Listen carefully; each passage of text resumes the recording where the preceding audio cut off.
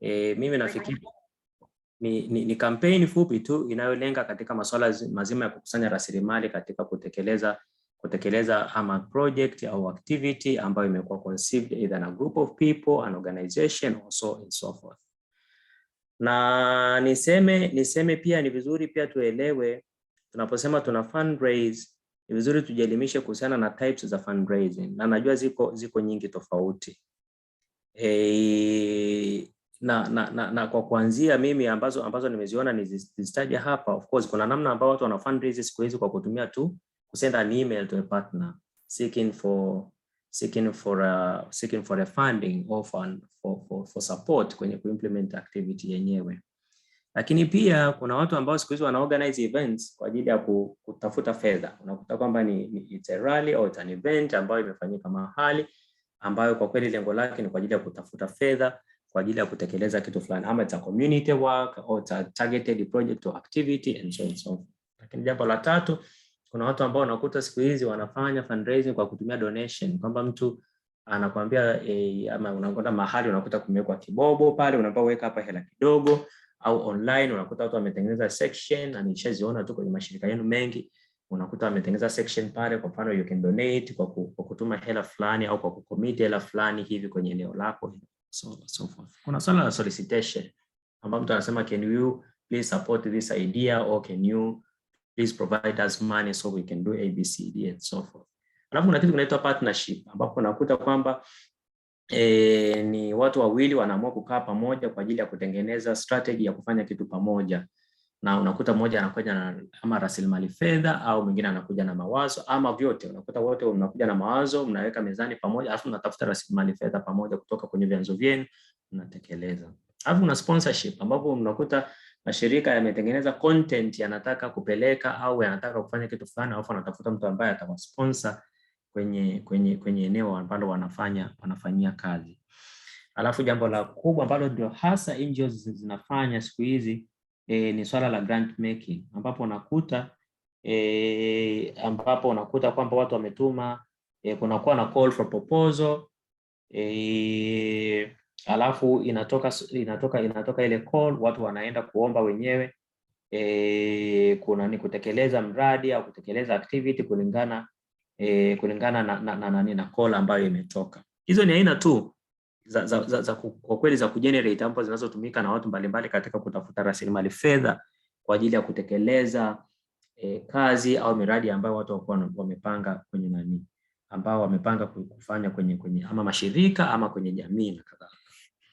Sasa jamani, niseme kwamba ukienda online utakutana na a lot of tips around fundraising. Sasa mimi sikutaka kuwa technical au academic kwa maana ya kwanza ku research na kusema this is what this paper says or that expert or that so and so says. Nimeona rather ni share experience based on my understanding na jinsi ambavyo kwa mfano sisi tumefanikiwa ku fundraise, lakini at the same time experience ambazo naziona kutokana nakutana nazo kutokana na masuala mazima ya yale mawazo tunayopokea ya watu wanaotafuta rasilimali fedha kwenye kutekeleza miradi yao. Sasa mimi niseme tu kwamba key issues ambazo inabidi ujue wakati unapotaka kufanya fundraising. Jambo la kwanza ni vizuri mtu anapotaka kufanya fundraising awe na wazo. Wazo ambalo wewe mwenyewe unali-own, unalimiliki, una passion nalo, unataka kulifanya. Mara nyingi sana kumekuwa na reaction au reactive fundraising ambao unakuta mtu anataka kufundraise kwa sababu ameona call for proposal au amesikia kuna fursa kwenye eneo hili au amesikia siku hizi mazingira kuna miradi na kadhalika, and then mtu anaona kwamba this is a way of getting money, and then anakwenda kuanza kudevelop mawazo kwenye eneo hilo. Sasa mara nyingi sana mawazo kama haya yanakuwa yana lack ownership, kwa maana ya kwamba unakuta kwamba mtu haelewi hata ile concept yenyewe ya kitu ambacho anakitafutia fedha. Kwa hiyo actually fundraising begins with an idea of an understanding of a problem and actually feeling kwamba you are part of that problem, or you are facing that problem, now you want to solve that problem. Hapo ndipo ile wazo linapoanza, and then baada ya hapo you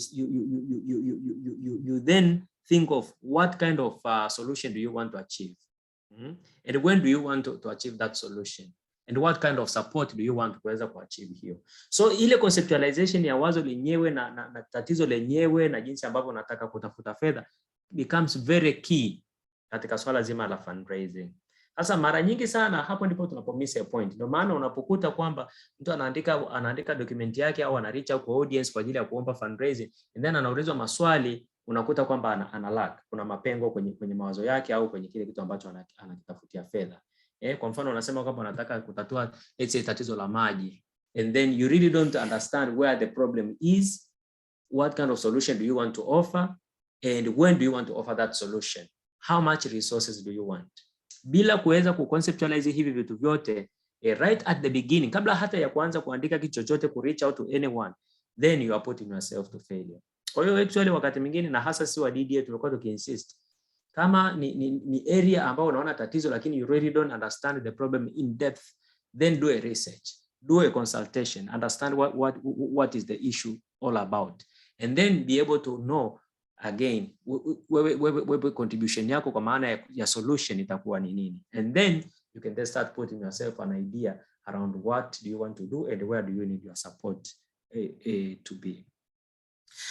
Then key fundraising tips. What are the basic very basic, na nimesema ni machache tu, nimesema niweke kwenu ambao mimi nimeona kwamba ni mawazo mazuri kuhusiana na kufanya fundraising, and again based on the experience yetu wenyewe ya grant making ambayo tumekuwa tunakutana nazo. Mimi nafikiri pia kitu kingine ambacho ni kikubwa sana wakati tunapotaka kufanya fundraising ni kuhakikisha kwamba una plan.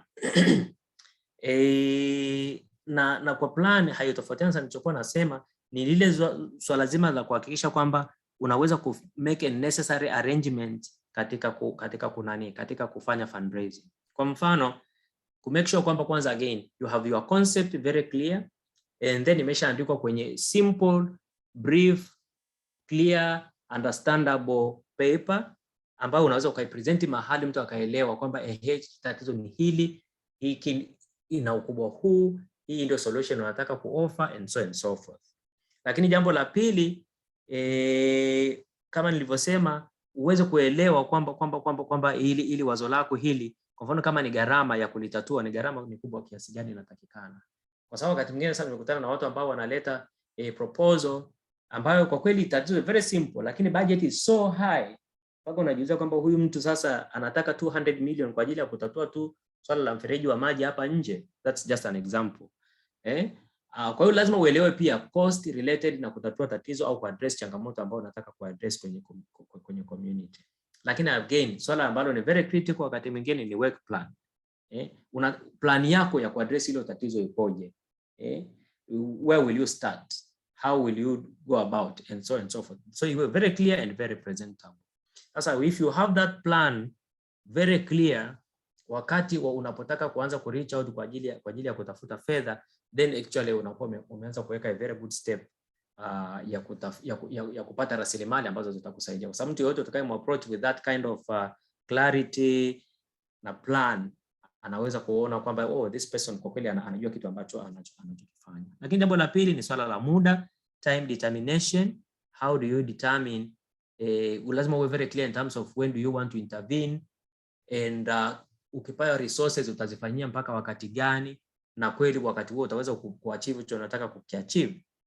Hiyo nayo nafikiri imekuwa ni changamoto kubwa sana, kwa sababu unakuta mtu tatizo limeshakuwa bypassed by event, ndio mtu anakuja kuomba fedha, au tatizo lenyewe hata ni very abstract, aliko related na wakati tulionao hapa sasa hivi, lakini ndio mtu analileta mezani kwa ajili ya kutafuta solution. And maybe a burning issue sasa hivi ni mafuriko, wewe unataka kuja kuomba kusijua unaleta project kwa ajili ya kwa ajili ya solar, Kwa hiyo mtu anaitoa fedha katika eneo hilo la mazingira au kasari la kuwezesha jamii, anaanza kujiuliza priority kwangu hapa ni wakati gani. Kwa hiyo issue ya time determination, timing inaweza kusaidia sana kudetermine aina ya mawazo unayoweza kuyapeleka mezani kwa ajili ya kutafutia rasilimali fedha.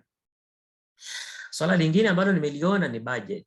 Jamani, kama nilivyosema, it's very critical when you are applying for funding, then unaweza come up na very realistic budget. Na budget katika mrengo miwili ambao mimi nimetazama.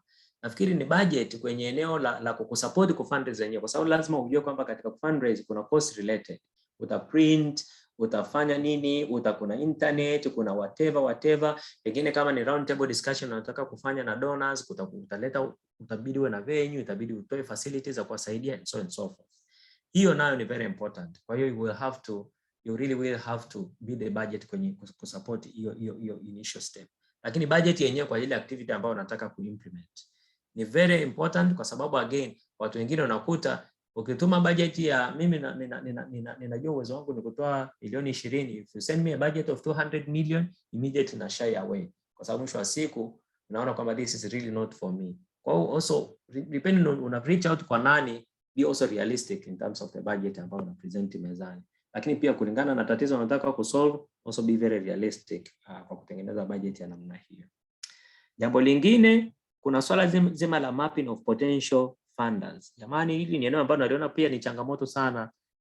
Unakuta kwamba nyie mnatoa hela kwenye eneo la governance, human rights, democracy, na rule of law, and then alitokeza mtu anakuambia kwamba hata sisi tunaongelea masuala ya governance katika mambo ya mazingira.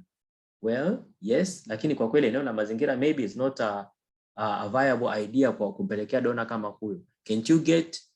Can't you do a mapping uweze kujua nani anatoa fedha kwenye eneo la mazingira ili uende huko zaidi kuliko kuja kwa huyo governance na kujaribu kuchip in masuala ya governance kwenye mazingira alafu tegemea kwamba utapata funding. Kwa hiyo pia hilo ni swala muhimu sana kuelewa kwamba katika eneo hili nalotaka kutatua tatizo hili ni nani yuko interested kusupport, and then how ndio unao target.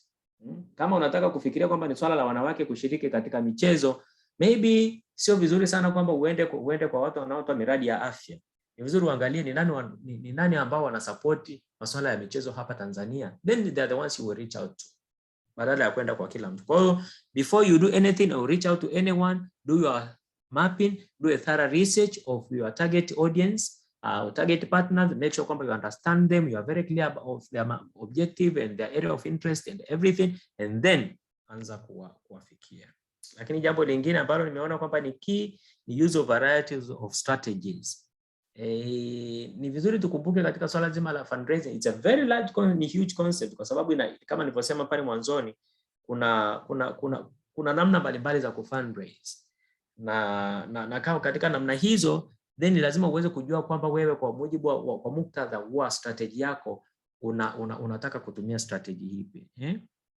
Kama utaamua kusema kwamba mimi nitasubiria solicitation and then nitapeleka proposal yangu, au do I just send an email around kuangalia ni nani ambaye atakuwa interested, maana yake I'm doing fishing kuangalia who is interested and then based on atakayeonyesha interest na kwenda naye, or do I go door to door kuangalia kwamba ni nani, kama ni community fundraising, nani anaweza kunisupport au kuweka kikapu pale mtu aweze kuweka hela yake kidogo. We organize a round table meeting na partners ambao nafikiria kwamba they might be interested or not. Hapo ni baada ya kuwa umefanya mapping na research ya kwamba nani yuko interested and so and so forth. Kwa hiyo ni vizuri uwe na very clear strategy katika ama ni shirika as an individual, kwamba wewe na fundraising, kwa kweli strategy yangu ya fundraising ni hii hapa.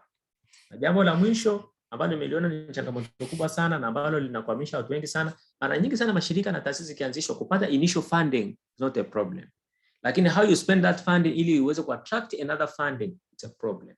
And how do you show that, or how do you ensure that? Ni kuhakikisha kwamba impact kwenye kila kitu unachokifanya inakuwa very clear, au outcomes zinakuwa very very clear, kwa sababu at the end of the day ukiweza kuonyesha impact au outcome kwenye initial funding ambayo umeipata na kufanyia implementation, it is so likely kwamba hutopata tena funding going forward.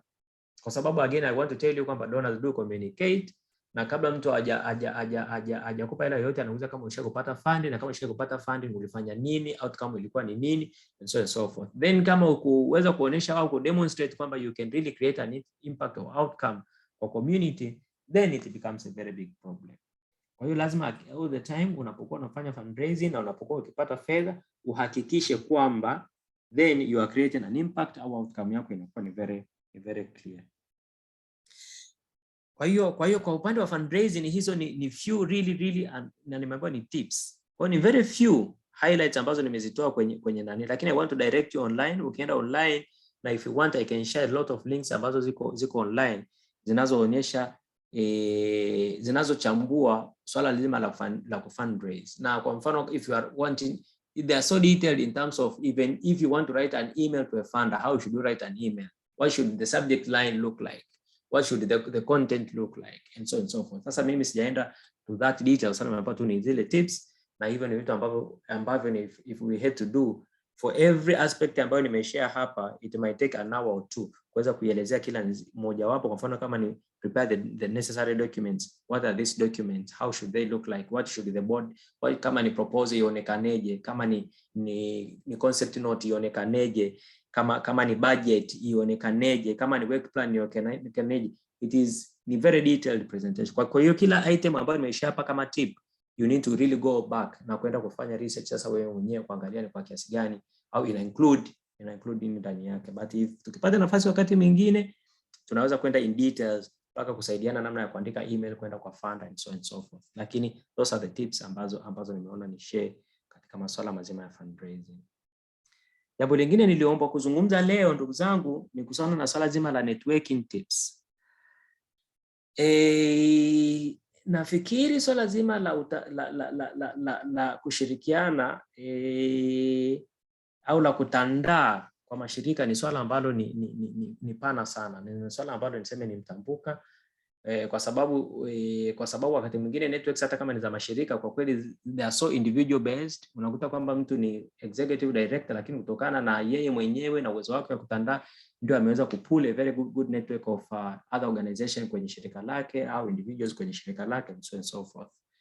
Lakini mimi nilipokuwa natazama hii concept ya networking, nilikuwa ninatazama kwa maana ya kuangalia zaidi mashirika yetu, kwamba how can we have an effective networking system kwenye mashirika yetu, hasa yale tunafanya kazi kwenye maeneo ambayo ni like minded. Kwa hiyo nina few tips za kushare.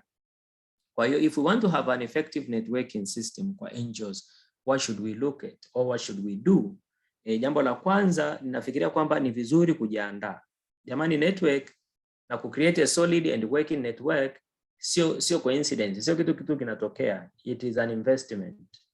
Na it is investment kwa maana ya resources, kwa maana ya time, kwa maana ya energy and all that. It's a relationship building process. Na hiyo lazima tukubaliane kwamba ina involve a lot of investment. And therefore you need to prepare. And what do you need to prepare wakati unapofikiria ku network na watu wengine au na mashirika mengine? One of the things ambazo nafikiri ni very important ni lazima uwe na very clear objective. Why do you want to network? Why do you want to join certain coalition or certain network or certain group of organization ambao wanafanya kitu fulani au wanafanya kazi fulani? Kwa clear objective, it will help you to determine the scope and the nature of network members ambao utafanya nao. Lakini pia vitu vingine ambavyo ni muhimu kuandaa wakati unapofanya network au unapotaka kuandaa effective network na watu wengine ni pamoja na mambo kama ya mawasiliano. Hakikisha kwamba do I have kama na clear objective, ni ofisi, ni nini na nini. Am I myself an entity ambayo ni identifiable, kwa maana ya kwamba watu wakitaka ku reach out kwangu mimi na mimi, do I have a contact?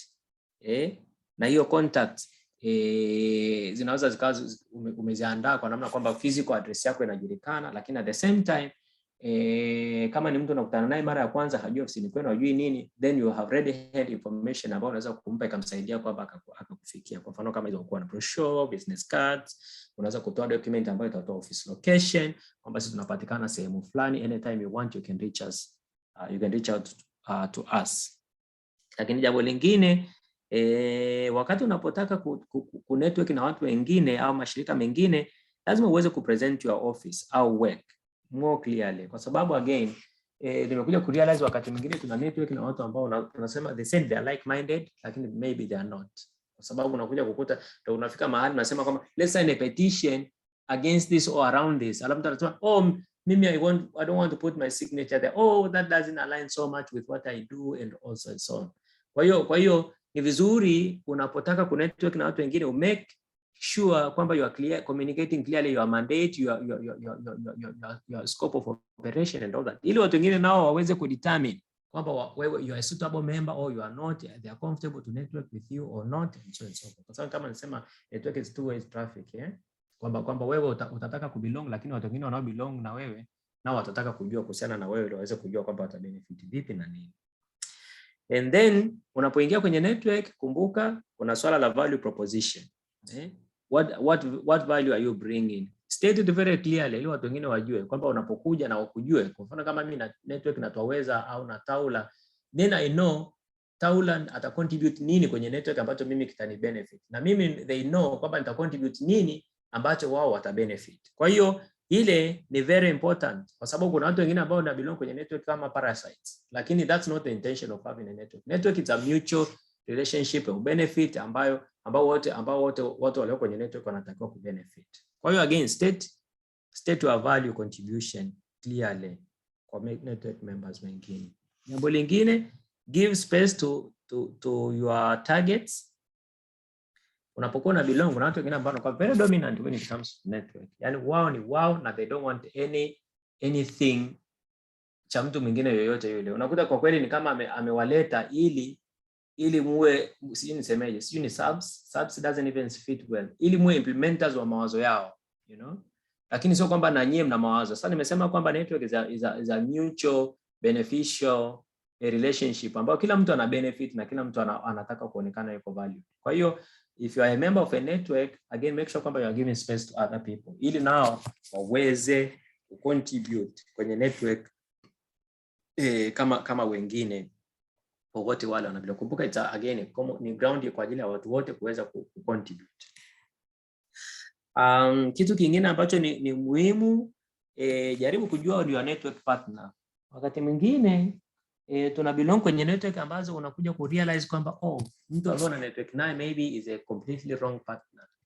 Au mnakuja ku realize baadaye actually when you want to implement a common activity, una realize kwamba one of your network members is not really a fit network member. Kwa nini? Kwa sababu maybe objectives zake ni tofauti na za kwenu, maybe hataki ku belong kwenye hicho mnacho, kama mnapush agenda kwa mfano ya women inclusion, unakuja kusema mimi jamani kwa kweli siwezi. Why?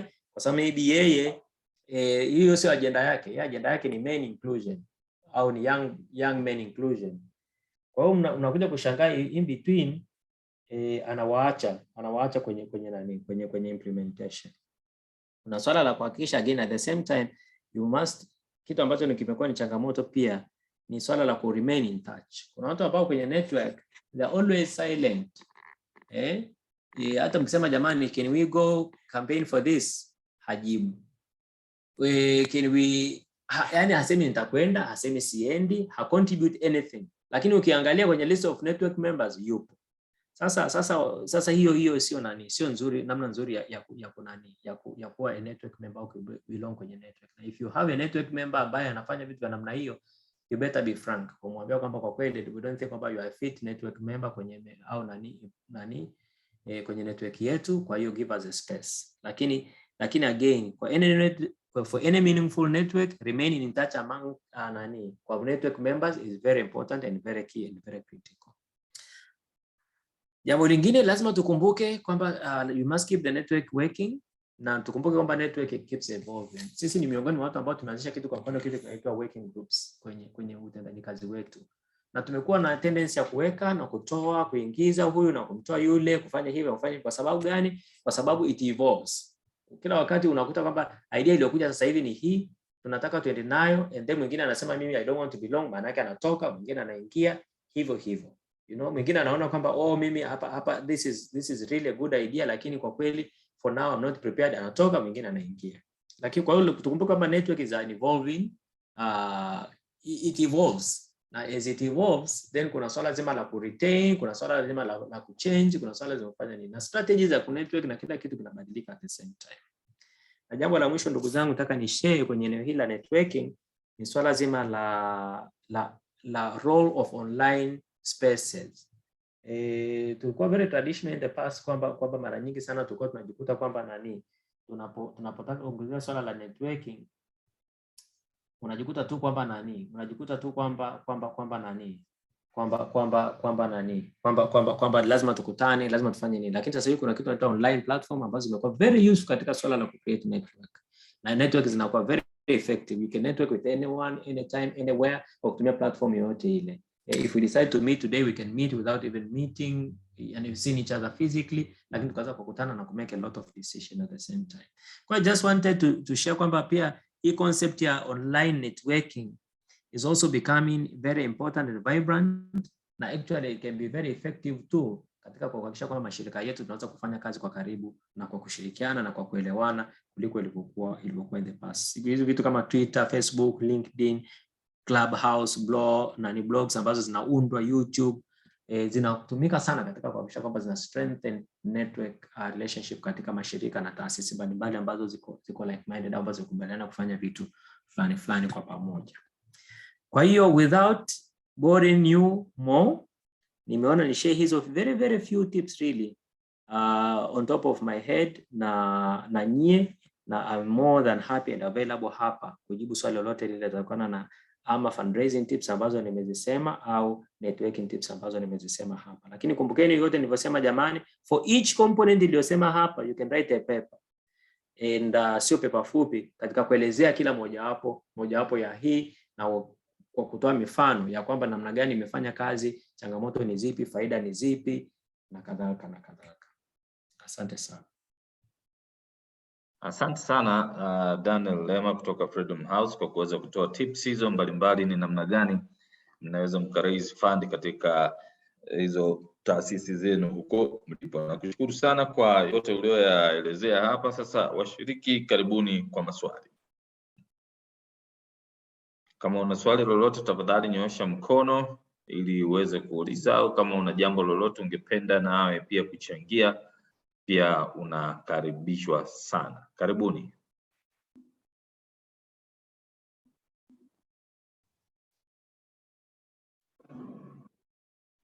Karibuni kwa maswali.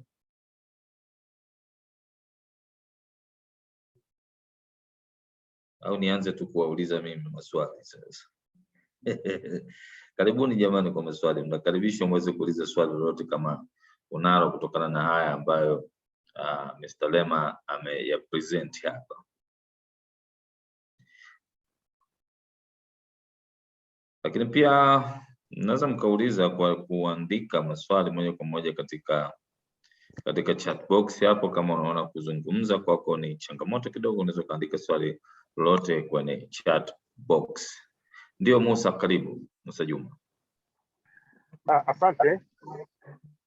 Nilikuwa nataka nifahamu sisi kuna katika hizi call za proposal, hata kuna wengine wanaomba uandikie concept, na wengine wanaomba uandikie proposal. Nataka nimuulize msalimu, kwa tofauti gani kati ya hizi vitu viwili, kati ya concept note na proposal, na vitu gani vitakuwa vipo kwenye concept note havitakiwi kuwa kwenye proposal, na vitu gani vitakuwa kwenye proposal havitakiwi kuwa kwenye concept note? Asante. Asante sana Mushi. Karibu na Masele Ramadhani. Niliona uliwasha microphone yako. Ramadhani, karibu. Asante sana. Naitwa Ramadhani Masele, natoka Tango. Nataka tu kucompliment kwenye eneo dogo kwa sababu ambalo amezungumza kaka Lema. Hello? Ndio tunakusikia Masele. Yes, ambalo kwa uzoefu wangu pia nimefanya kazi kwenye grant making organization. Moja ya eneo kama nyongeza ambayo wengi tunakwama ni pale ambapo amezungumzia understanding ama knowing your donor. Mara nyingi sana tunatumia muda mwingi kutengeneza concept na nini, lakini hatutumii muda wa kuanza kumjua yule unayetaka kumpelekea. Kwa sababu ya hiyo unashindwa sasa kuelewa value zake ni zipi, mikakati anayotumia ni ipi, lakini imani yake juu ya jambo lile unalotaka kulitekeleza ni ipi. Sasa matokeo yake unapopata whether concept ama proposal, unakuja kujiuliza, hivi huyu mtu kweli alisoma, alichukua muda gani kujaribu kutaka kuelewa huyu ambaye anayetaka kuja kumuomba fedha. Kwa hiyo hilo ni eneo ambalo nafikiri tunahitaji kuinvest kama watu ambao tunataka kuomba fedha, kwa sababu huwa tunalichukulia kirahisi sana. Unafahamu tu Freedom House, unaifahamu tu kama Freedom House, lakini miiko yake, values zake, imani zao na mikakati yao, wao wanaamini kwenye nini, tunashindwa kulipeleka hilo. Lakini la pili ni kwenye swala la networking. Amezungumza vizuri, lakini mimi nilikuwa nataka tu niongeze kwenye jambo moja, na hapo labda inawezekana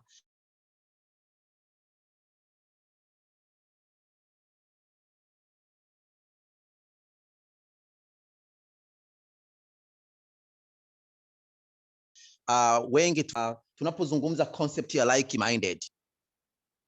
Mtu akipiga simu. Hello?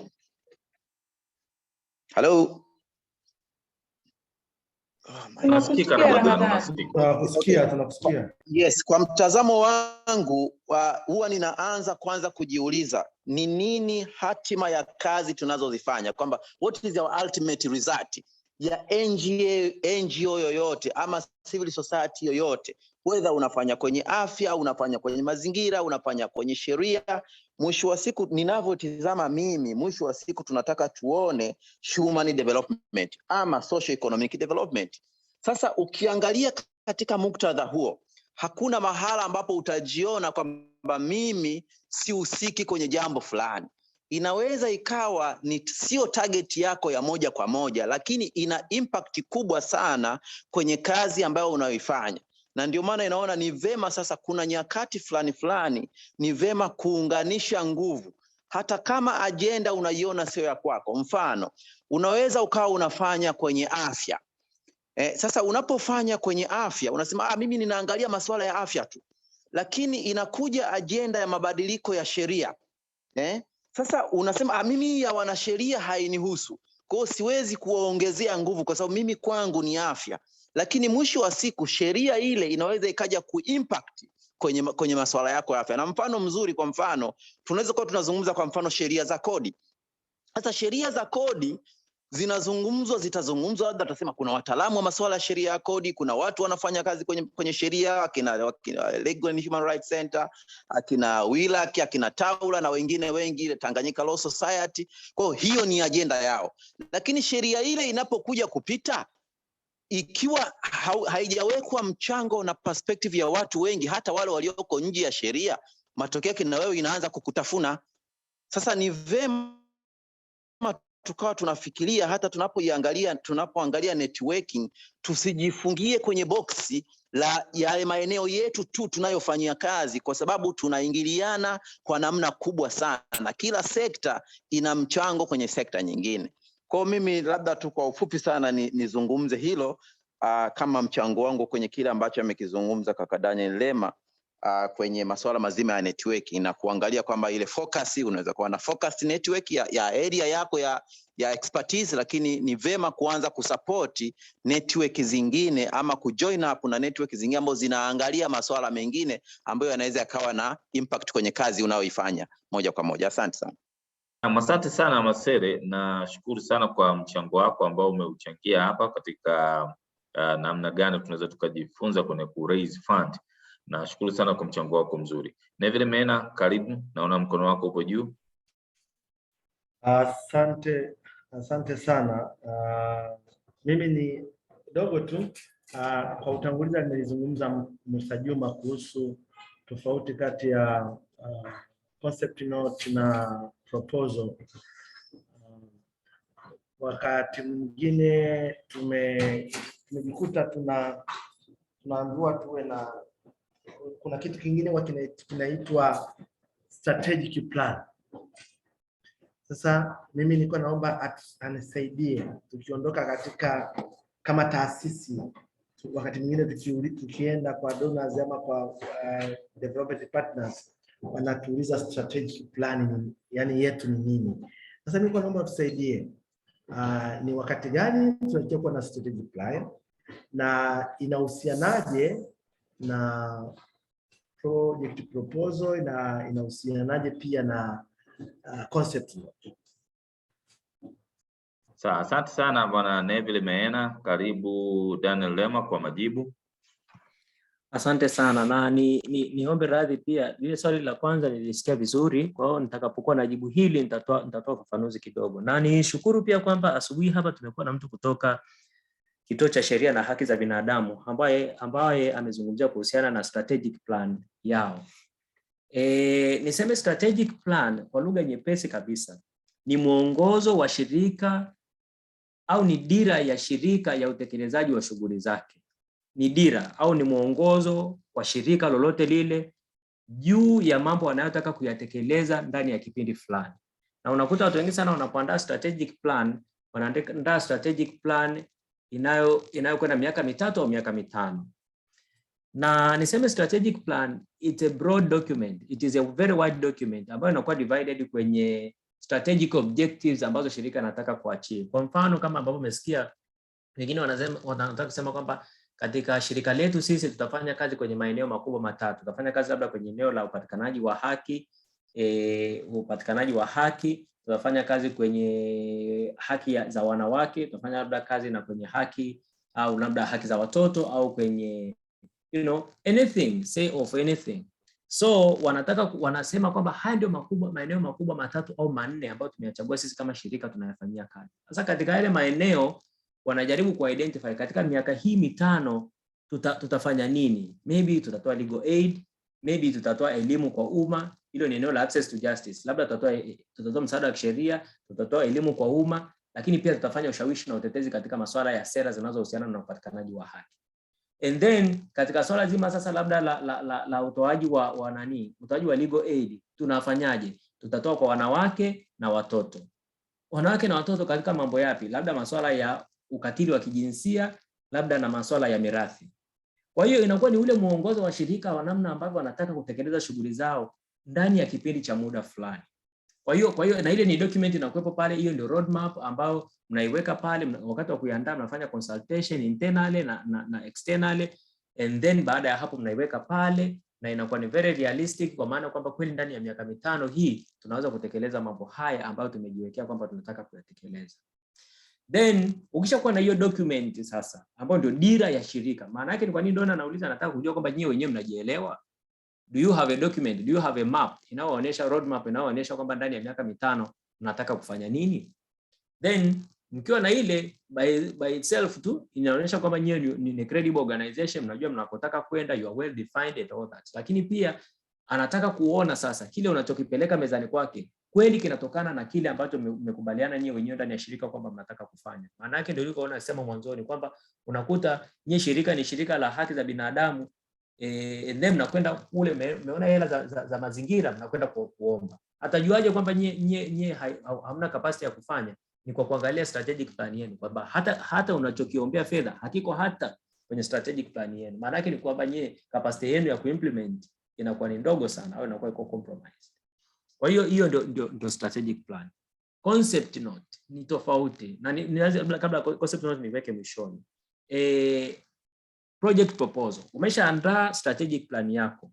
Ina labda maeneo makubwa 4 kama nilivyosema, la access to justice, maybe human rights protection, maybe na kitu kingine. Then how do you get money for that? Kuna namna nyingi kwa ajili ya kutekeleza, kuna namna nyingi za kufanya. Watu wengine wanatofanya wakishaandaa strategic plan, wanaandaa mkutano wa donor, kwa sababu strategic plan wakati mwingine inaweza kuwa costed. Imefanywa costing kwamba kwa kila thematic area itakuwa inagharimu labda milioni 200. Kwa hiyo mwisho wa siku kama tunazo 3 ni milioni 600, and then you approach ya donor anakupa fedha. And then baada ya hapo labda unaorganize roundtable, watu wanafanya strategic plan, unaweka hela kwenye basket and then you implement. The other way ya kufanya strategic plan ni kumap where are the resources au interested individuals ambao wanaweza kusupport maybe one small thematic area au activity kwenye thematic area yako ambayo umedefine kwenye strategic plan yako. Kwa hiyo inawezekana kwenye access to justice kama nilivyosema, labda kuna swala la legal aid. And then unakuta labda shirika kama LSF wanatoa fedha za legal aid. Kwa hiyo unakwenda unamwomba LSF, unaandaa sasa proposal, labda LSF ameita call for proposal kwa watu wa mashirika yanayofanya kazi za legal aid. Then you prepare a separate proposal based on the outline ambao wameitoa kwa ajili ya kuomba hela za legal aid. Kwa hiyo utakuwa umecover one component kwenye strategic plan yako, lakini maybe nyingine ya public civic education haijawa covered. Ukasikia labda Freedom House wanatoa hela kwa ajili ya public civic education, then unaandaa tena proposal nyingine based on their request, unapeleka kwa ajili ya eneo la civic education. Then inakuja swala lingine labda la policy making and government engagement. Kuna labda shirika lingine, let's say to name Foundation for Civil Society, wametoa hela kwa ajili ya eneo hilo, then unaenda una apply. Mwisho wa siku ukicombine hizi proposal na fedha ambazo zilipokea kutoka hizi 3 sources, unagundua one thematic area imeshapata fedha za kutosha kwa ajili ya kutekeleza. You know, and then it goes to all other thematic areas. Kwa hiyo proposal maana yake ni nini? Proposal inakuwa sasa ni document inayo solicit fund kwa ajili ya kuimplement either a whole, a project or a specific activity ambayo tayari iko kwenye strategic plan yenu. You know, that is how you go. Sasa concept note ni nini? Concept note nyingine, wakati mwingine mtu akitaka kukupa fedha haanzi kwa kukuambia leta proposal, anakuambia present a concept. And the concept is basically a simple document that expresses your ideas. You know, it gives a background kwamba jamani, this is the problem we want to address, this is how we want to address it, and these are the activities ambazo tutazifanya katika ku address the problem. It's a simple maybe 2 to 3 pages document ambayo inaelezea really what we want to do. Lakini inapokuja kwenye project proposal inakuwa so detailed, inakuwa na vitu vingi sana, kuanzia to the problem statement itself, background, the problem statement itself, activities, outcomes or results, work plan na vitu vingi, budget na nini, inakuwa so detailed. Kila mmoja kulingana na aina mashirika tuliona wanakuwa na format ya namna ambavyo wanataka proposal zao zionekane. Na wakati mwingine concept note sio lazima isubirie kwamba kuna solicitation. Wakati mwingine you want to send a concept note kwa mtu ambaye umefanya mapping, umejua kwamba hawa wana support eneo la access to justice kwa mfano, and then unawapelekea concept kueleza what you are intending to do. Kwa hiyo you can also do unsolicited, kwenye unsolicited send a concept note kwa shirika au kwa targeted donor ambayo unataka kuna nini. And then ukiona amekuwa interested, then ndio anakualika sasa kwamba leta proposal sasa ili uweze kupata fund. Kwa hiyo concept note is really an initial document which is summarized, inayoeleza problem na activities ambazo unataka kufanya endapo utapata funding. Whereas a proposal itself ni detailed document inayo present a project ambayo ni tatizo na jinsi ambavyo unataka kuaddress na outcomes zitakazopatikana na budget na work plan na kila kitu. So that is how I can differentiate the document from a layman language. Asante sana. Asante sana Daniel Lema kwa kutolea ufafanuzi maswali ambayo yalikuwa yameulizwa na washiriki. Washiriki, kama kuna swali jingine tafadhali nakaribishwa kuweza kuulizwa, na kama hakuna swali jingine basi tukushukuru sana Lema kwa uwasilisho lako. Ndio, Odero naona na swali. Karibu. Yeah, sina swali lakini ni maoni kwamba yawezekana kwa mfano issue za kuandika proposal, concept note, kuna baadhi ya mashirika sasa ndo yanaanza, tofauti na mengine ambayo yameshakuwa. Sasa unakuta kwamba saa zingine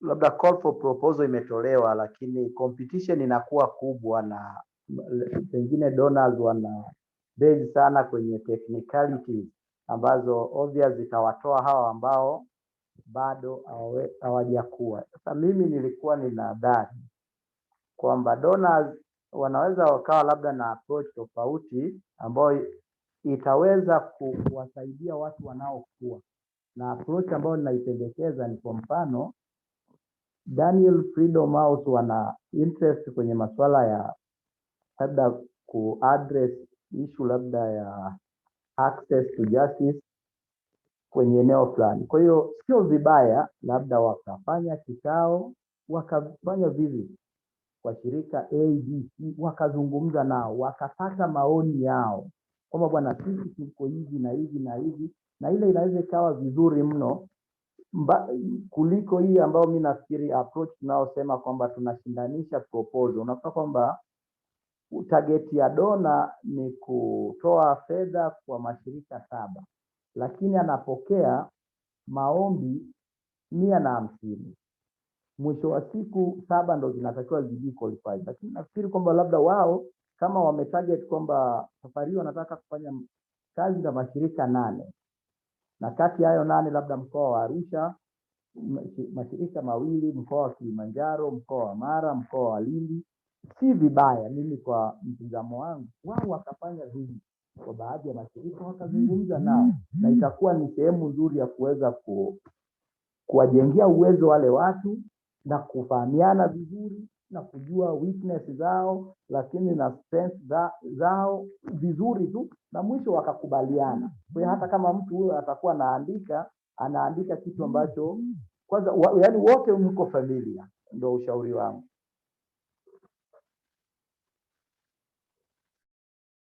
Asante sana Odero kwa ushauri wako, pia kwa mchango, lakini pia kwa kuweza pia kuwakumbusha kwamba watoa funds kwamba kuna mashirika mengine madogo na yenyewe yanahitaji nafasi hizo kwa sababu yaweze kucompete pia na mashirika au taasisi kubwa ambazo zina resource nyingi na uwezo mkubwa wa kuandika hizi proposal mbalimbali.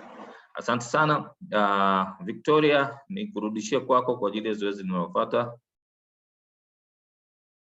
Asante sana Temi. Kwa sasa ni ule wakati mwafaka wa plenary discussion ambapo utaongoza wewe Temi.